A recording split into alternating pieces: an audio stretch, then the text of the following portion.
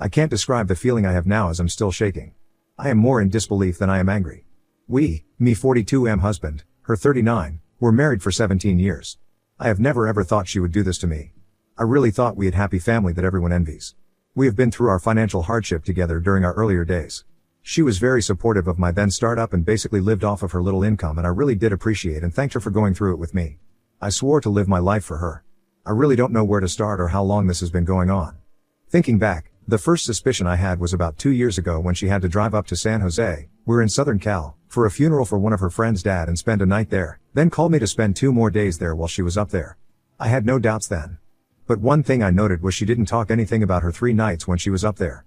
She only answered when I asked her. She's usually a very talkative person and talks a lot about anything and everything. But hey, it's a funeral, so not a really good subject to talk about in detail. I passed on it. Last year one of her friend got married and she asked to spend a night for a bachelorette party / bridal shower. They knew the bride and I knew about the upcoming wedding that we were attending. Again, not a word about the party. It's a bachelorette party, so what happens there stays there, so I guess I was okay with her not saying much. But in the past she has said a lot about what she did in the other bridal shower. Not the details, but at least what she ate, who was there, etc. I started making enough for her not to work, and she's a full-time housewife for about 8 years now. There were 2 instances that I know of where she was late to pick up my child at school. Once she said she was out shopping and got caught up in traffic. She did not have anything new purchased that day and said she didn't find anything she liked. Another time, she said she took a nap and slept in. To me, those are not acceptable. I wanted to ask my child about the time she was late for pickup, but I really didn't want to have my child involved. But I may now. COVID-19, this is when I started being suspicious.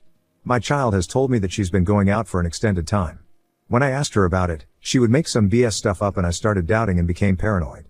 Been about 3 weeks since my child's school started to have option of kids going back. I'd rather not have my child go back, but she insisted. She's a full-time stay-home mom, so I see no reason to hurry back to school, unless she has something else in her mind. I got paranoid and I thought of something that maybe I shouldn't have, nor should I. I used to have an app that I used to record my / and her snoring at night. I had the app running on my tablet and my intention was to catch her on a phone call. Nothing notable happened until Monday. I got more than a phone call. Don't want to go into detail, but I stopped listening to it as I got sick to my stomach. I did not confront her about it yet. I don't know how to, and whether to use the recording as hard evidence. I really don't know how, but I will have to act quickly. Divorce is the first thing on my mind, but raising child in a divorced family is not my preference. Plus her being a stay-home mom and me having a business, I will have to give up a lot on my financials. I don't know. Edit. Thank you everyone who commented below, although I was not able to respond to every comments. It looks like my first step is to go seek legal advice. I'm in CA, which is community state, so we will have to split our assets. I don't mind giving up half of the savings and our property, but I'd hate to give up my business. Also, my bigger concern is our child. It is very difficult. Until I take further actions, I will not confront her. I'm disgusted to sleep in the bed where she made love with another man. I'll just have to bear with it for now.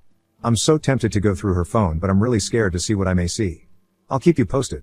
Update. First of all, thank you everyone for all your support and useful advice and resources. Approaching 2 weeks since I caught her infidelity. The biggest decision I needed to make was whether to try to stay together and go on a divorce route. One thing that really shocked me was that I did not see any warnings to this. I always thought we had a good happy family. I decided to lean towards keeping our marriage. Or at least try to. I thought I would regret less if I divorced later after trying. This would be a very difficult burden to live with, but at least I would try. I did consult with several attorneys. Some of them had free initial consulting and some charged up front. One challenge was to find a way to make the payments, as we share all of our finances and I did not have a payment method where she would not know or find out soon enough. Some takeaway from the consultings were: California being community state, all of the assets we accumulated during our marriage should be split 50-50. We pretty much started our marriage from scratch, so that means everything we have now. However, we can make a settlement so I can keep all of my shares in my business. Then I will have to give up most of the other assets. Also, she has been out of workforce for 8 years, so there will be spousal support regardless of whether she opts to find a work or not. She will probably not make much if she opts to work. Also, the child support. It sounded like the custody battle will be an uphill battle. The court will care about the best interest of the child, and our child is super attached to the mom since her being stay-home mom and they spent most of the time together. Also, California is a no-fault state, so infidelity goes out the window. One thing to note, the initial intake forms that attorneys require asks about my annual income. To me, that sounded like them asking me how much they can make from me. Also, they won't give me a clear answer until I hire them and pay retention fee. Their reasoning is that every case and circumstance is different, so they need more details to work with. From the resources I read through said to gather as much evidence as possible. Maybe hire a PL. Maybe the long game was the right way to go. One thing I really wanted to dig into was her phone, but I had no way to get into her. I tried, but the Face ID does not work when she's asleep. It has been a long week and I could not sleep or work right, and it was too much to bear. I never ever, in my wildest dream, thought I'd divorce. I grew very anxious and out of patience. Last Friday night, I waited for her to come out of shower and told her I need to talk to her. She had no idea what was coming to her, and I asked her if she has something that I should know that she doesn't think that I know. She said no, and why I'm asking. So I rephrased it and asked her if she has something to confess. Her face got red and she grabbed her phone and walked into the bathroom. I followed her, but she quickly went in and locked the door. I banged on the door, asked her to come out because we need to talk, but she started getting irritated and turned on the hairdryer. We kept yelling back and forth while she was drying her hair. This went on for a while, and it took me a while to realize that it's easy to unlock the bathroom door from outside. I unlocked it using a small screwdriver, and she was sitting on the toilet with her phone. I tried to grab her phone, but she held onto it tight and wasn't about to give up easily. I told her why she's doing this to me. And she's still telling me do what? I dragged her out of the bathroom and told her we need to talk. I told her to tell me everything I need to know that might jeopardize our marriage. At this time her face got really red and she said she doesn't have anything to say. I actually had another plan to press her and lead her to confess, but for some reason I went straight to the recording. And for the first time since we were together, we had some physical altercation. She jumped on me to take away the tablet. She was hysterical and I could see her using all of her force to take it away from me. I just held it away from her with one hand, and I really had no intention of keeping it away from her, and didn't really want to hear what was going on for too long, so she took it away from me fairly easily, and she slammed it on the table to break it. I told her to explain that, and she said you can't do this, and stormed into the bedroom crying. I asked her who it was and how long has this been going on. She kept sobbing and did not say a word. I told her whoever he is, she can go live with him and I will start new too. And she kept saying no, and that's not how it is. It was getting late at night. I know she's not sleeping and I can't sleep, but she won't talk. It was after 2 a.m. I was finally able to make her talk. And now she's playing victim card. She said I showed no affection and love for her and said our marriage/relationship is hollow. What? I've been working my A off so she doesn't have to work. I've been buying her what she needs, go on a family vacation once or twice a year. I've been good to her parents. What else she want from me? All she was saying was the things she did to me and how raising a child/full-time housewife is also his full-time job, and what I did not do to her. It left me really speechless how selfish her thoughts were. As for who this guy was, he's a friend from the area we were before we moved. She didn't say how they met. I told her if she wants to keep our marriage, I need to talk to him. But she said she will end the relationship herself. But this is a big no to me. I need to talk to him and sort things out. She said she will let me know. Also, she said it's been only recent when they started meeting. Probably BS. I asked her about the funeral and bridal shower, but she said I can check with her friends on those. But I think it would be too late to check on those now, if she already talked to her friends to lie for her. I pressed a lot of things to her, but I feel like I did not get much clear responses from her. I spent the night without much sleep. Maybe I did for minutes here and there. It wasn't until that morning she apologized. She was sobbing and telling me how she's ashamed of what happened and what terrible things she did. And how she never meant to be in that position. How she loves me and our child and we need a therapy to stay together. I can't really tell if she's being truthful or just trying to get away with it for time being. Yesterday was a difficult day for both of us. I got the AP's number and I called him, but he did not answer.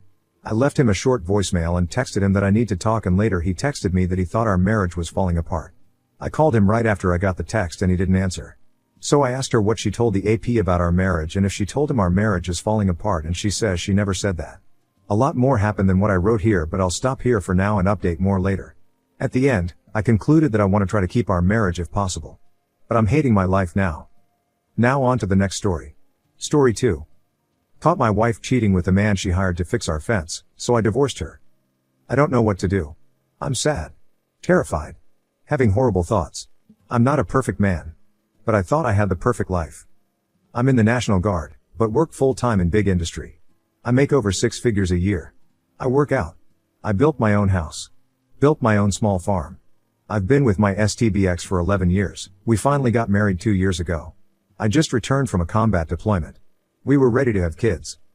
I discovered she was with a man she hired to fix our fence while I was gone for over 6 months. They had unprotected sex numerous times. She fell in love with him. She did things and felt things with him she never did with me. She found her small-town cowboy she always wanted. I'm not a cowboy. She doesn't know that I know about the extreme depth of their infidelity. She has acted weird ever since I've been home. Claiming she lived for a year by herself and she's adjusted to me being gone. The real reason I think is that she's in love with him, but only stays with me because I never left her. That she knows I'm a good provider and protector. He's just a younger, hot cowboy who is married and has kids and fucks clients. What did I do wrong? I know I have to work on my vulnerability. But this hurts so fucking bad. She talked about having kids with him and running away together. She's living this double life and pretending everything is fine. She's planning our planning season this year. We bought more chickens. She talks about having children with me and scheduling doctor's appointments. She hasn't realized how utterly broken I am as I hide behind the severe stoicism the military taught me. I've spoken with my best friend about it. Discussed the details. He thinks I should file for divorce and kick her out. He says if I try to fix it with her, we can't be friends. Part of my Catholic nature, we weren't married in the Catholic Church, thinks I can fix this and make it work. I don't think it's possible. What will happen if I deploy again? I don't want to start over. I'm in my mid-30s and feel like I'm running out of time to have a dedicated wife and a farm full of kids who I want to raise to be great Americans. All I can do is cry in silence and keep the barrel of my pistol out of my mouth while I try to figure out how to approach her and have this discussion. I don't know how to start over. I don't know how to let go. I thought I was the strongest man I knew. I'm broken in half and I'm lost. Please God, help me. Update 1. I broke down crying randomly 3 times driving to work this morning listening to the Bible in a Year podcast when Father Mike was praying for those trying to have children. The last time I cried was 2010 when my friend got killed returning from Iraq. Maybe this is acceptance. I scheduled a consultation with 2 lawyers to start filing procedures. I don't think this is savable. She has no remorse. I think she's a sociopath. I have been unable to schedule any in-person mental health sessions. First appointments are over 3 weeks out. That's bullshit. I'm going to try and find a priest from my local parish. I told my mom and my closest friends today. That was really hard. I haven't confronted her yet, but I'm making plans. Update 2. I have 2 legal consultations today to get filing for divorce. I hired a PI based on the suggestions from you all. This guy has 5 aliases, a suspended license, and 1 conviction on his record. He's 28 years old, married with 2 kids and lives 15 minutes from my house. I woke up in a panic attack last night while she slept next to me and started bawling my eyes out saying I'm sorry. She said hey maybe it's the workout supplements you're taking or it's from something you picked up overseas. I've never seen you this upset, maybe you should go see a doctor. Either she's playing me super hard or she's as clueless as a cat with a food dish in front of her face. Her birthday is January 29th, but I'm working at the refinery that week. So, she's going to Key West with her friends from February 3rd to 6th. I'm planning on confronting her when she comes back, presenting her with the divorce papers, and asking her to leave to go live with her mom or sister. I love her so much, I need to let her go. This is the other God is revealing to me. This was supposed to happen and he gave me the grace to find the evidence of the infidelity to prevent me from having children with her. You guys and gals have been so supportive and it's helped me bring me out of a dark place. Thank you so much. I'll keep updating as it goes. Update 3. I'm working night shift this week at the refinery. I woke up around 1345. I got a message from the PI I hired that she had lunch with him at Qdoba while I was sleeping and she said she was out shopping. When she got back I asked her if she went out for lunch. She said she only went to Costco and Maurice's. She was blatantly lying to my face again, straight face like everything was normal. She just tried telling me that I just started crying while the song The End by Elliot Greer was playing because of my pre-workout I was drinking since I always work out before shift. I was screaming fuck you while repping out 315 pounds in 5 sets of 10. She just said wow you get frustrated when you work out. In my CrossFit gym in the garage. Either this lady is fucking with me or she really thinks she's getting away with this. The plan is to confront her February 7th when she returns. I'm in the process of getting all the paperwork filed and set so I can be in position of favorability and I can have closure on my terms. Update 4. I couldn't hold it in anymore. I confronted her this morning. Notified her whole family, as well as the cowboy's now pregnant wife, and his family. She says she can change and wants this life. She didn't tell me because she knew it would hurt me. It was just a fling. It didn't mean anything. That guy lied to her and she didn't know better. She left for her sister's house. I stuck to my principles. Her sister and family have resulted to gaslighting me. Apparently I caused this.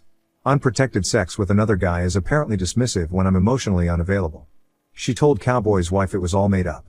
Cowboy and his wife have decided to work it out. She's pregnant with his 3rd child. My wife's family said well family first, implying I'm not part of their family and they will side with my wife versus trying to help us heal. She scoffed when I recommended she go to individual therapy and try to work this out. She thinks it's all going to be fine and that I can be manipulated into staying. Update 5. She signed the paperwork and I filed for divorce this morning. We had a long talk. She said she 10/10 wants to fix this marriage and will put in the effort over the next 89 days to prove that. I'm skeptical. She's looking for houses in Texas and trying to transfer with her company. I hope she gets the position. It will make this a lot easier. Update 6. Today, May 11th, the divorce is final. I ended up with the house. She's moving to Texas and transferring jobs. She still has no remorse, and never took responsibility for throwing our life away. I still can't update my last post, so here is an update in a new post. Thank you to everyone who kept tabs on me. This still hurts, but I'm still moving forward. Deployment was tough. Coming home to a situation that ended in a divorce was even worse. The past several months since I have returned home from the Middle East has been the most difficult season of my life. Of course there are two sides to every story, but this particular situation absolutely broke me as a man. It broke me down to the foundation I had come to build my life on. I had to rediscover my vulnerability. Sometimes it's okay to ask for help, and admit you cannot handle something on your own. Grief demands a witness, as Dr. John Deloney always says. This was pain I could not simply internalize. The faith I rediscovered overseas has carried me throughout this, and I am very thankful for that. Trying to determine why people do evil things, or commit betrayal, have been difficult questions that I still don't have answers to. Evil hates the light, and truth is revealed by the light. Everything happens for a reason, even if that reason was to tell you that having a family and a life with someone in particular was not the intended path you were supposed to be walking on. If it wasn't for my faith, my closest friends from the academy, friends and family back home, and the men and women I deployed with constantly checking in on me, I'm not sure where I'd be right now. To those you kept calling and texting when I was in some very dark places, thank you.